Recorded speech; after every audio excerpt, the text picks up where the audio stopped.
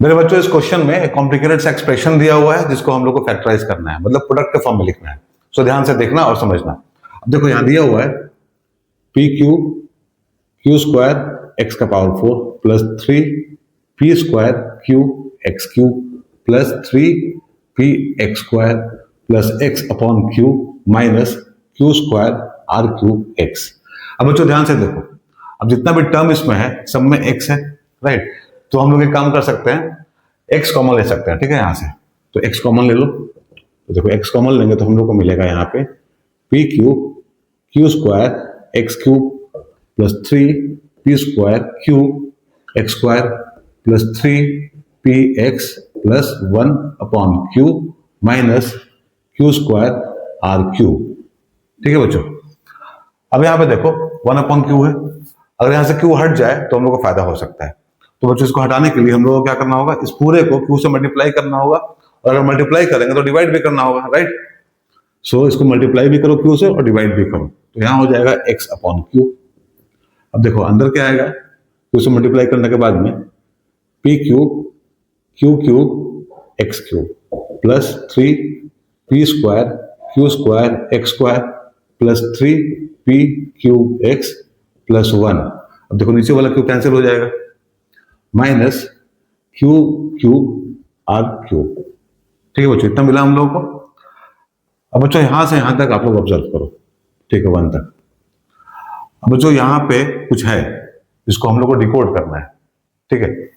तो इसको पहले थोड़ा सा अरेंज करके लिख लेते हैं, फिर आप लोगों को समझ में आएगा। देखो यहाँ एक्स अपॉन क्यू हो जाएगा और यहाँ पे हो जाएगा P Q X Q plus, अब इन दोनों को देखो बच्चों, इन दोनों में 3 पी क्यू एक्स कॉमन है, ठीक है। तो बाहर निकाल लेंगे 3 पी क्यू एक्स, तो अंदर क्या बचेगा, अंदर बचेगा पी क्यू एक्स प्लस 1, और यहाँ बच्चों 1 है, इसको कर दो 1 क्यू माइनस यहाँ क्यू आर का क्यू, राइट। इतना मिला हम लोग को।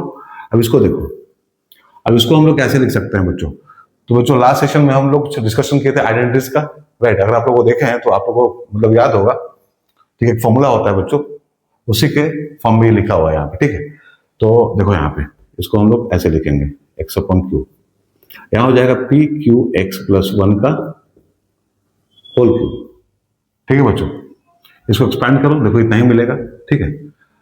अब जो दिया है बाकी है, जो यहाँ बचा हुआ है उसको लिख लो, माइनस क्यू आर का क्यू, इतना हो गया, ठीक है। अब इस पूरे को अगर हम लोग एक्स बोल दें और इसको वाई बोल दें, तो बच्चों कौन सा फॉर्म है, ये X cube minus Y cube का फॉर्म है, ठीक है। And X cube minus Y cube क्या होता है, तो बच्चों X cube minus Y cube होता है X minus Y into X square plus Y square into X Y, ठीक है।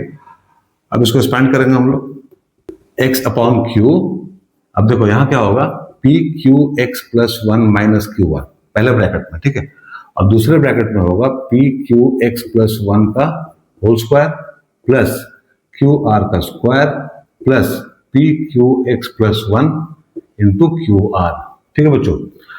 अभी फैक्टराइज हो चुका है, बस क्या करना है हम लोग को, इसको बढ़िया से लिख लेना है, ठीक है। तो देखो यहाँ हो जाएगा एक्स अपॉन क्यू, फिर पहले ब्रैकेट में P Q x plus 1 minus Q R, और दूसरे ब्रैकेट में पी क्यू एक्स, इसको स्क्वायर लगा दो यहाँ, plus 1 plus 2 P Q x plus Q square R square plus, अब देखो ये बच्चों इससे भी मल्टीप्लाई होगा और इससे भी होगा, so p Q square x r plus q r, ठीक है बच्चों।